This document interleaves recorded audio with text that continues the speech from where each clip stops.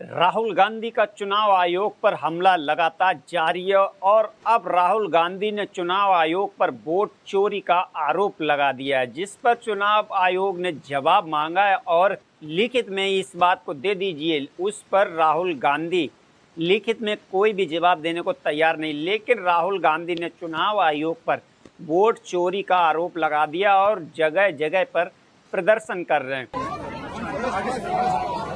राहुल जी आपको गिरफ्तार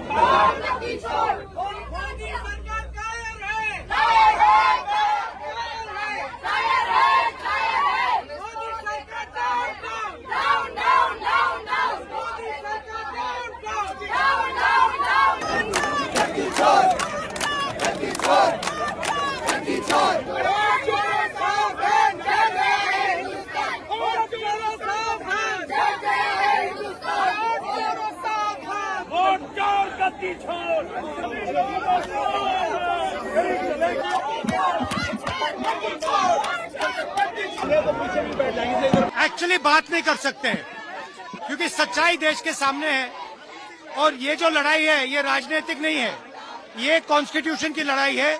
कॉन्स्टिट्यूशन को बचाने की लड़ाई है, वन मैन वन वोट की लड़ाई है। पुलिस ले जा रही है चुनाव आयोग हमें मिलने के लिए। ऐसा शपथ पत्र दिए 18,000 वोट का। हमारा निवेदन है चुनाव आयोग से, सरकार से, कि एक डीएम को सस्पेंड कर दीजिए जिसने बाई इलेक्शन बेईमानी की है। तो ये प्रदर्शन जो है ये SIR को वापस लेने के लिए राहुल गांधी, प्रियंका गांधी, अखिलेश यादव के साथ में इंडी अलायंस के समस्त सांसद मौजूद हैं और लगातार ये चुनाव आयोग से अपील कर रहे हैं कि SIR रिपोर्ट वापस लीजिए।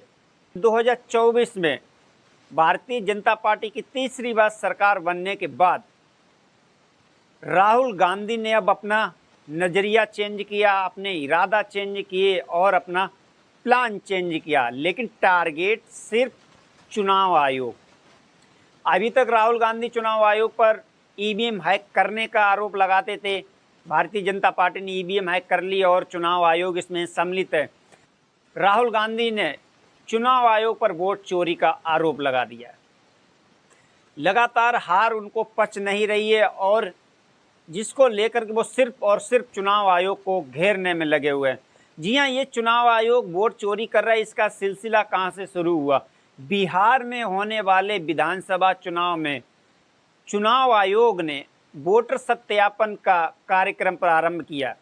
वहाँ पर फर्जी वोट 65 लाख फर्जी वोट बिहार में पाए गए। कई ऐसे वोटर हैं जो मृत पाए गए, कई ऐसे वोटर हैं जो बाहर रह रहे हैं, कई ऐसे वोटर हैं जो केवल चुनाव के समय ही बिहार में आते हैं। अभी हालिया में राहुल गांधी ने एक अपना वीडियो जारी किया जिसमें वो कर्नाटक के बारे में बात बता रहे हैं और किसी गुलकीरत नाम के एक व्यक्ति का 4 जगह वोटर होने का दावा किया है। कर्नाटक में कांग्रेस की सरकार है। जब कांग्रेस की सरकार में फर्जी वोट पड़ रहे तो राहुल गांधी ने उस समय चुनाव आयोग पर सवाल खड़े क्यों नहीं किए? बिहार में 65 लाख फर्जी वोटर काटे गए हैं। अब आप ये सोच लीजिए कि बिहार में यदि फर्जी वोटर 65 लाख हैं तो पूरे भारत में फर्जी वोटर कितने होंगे?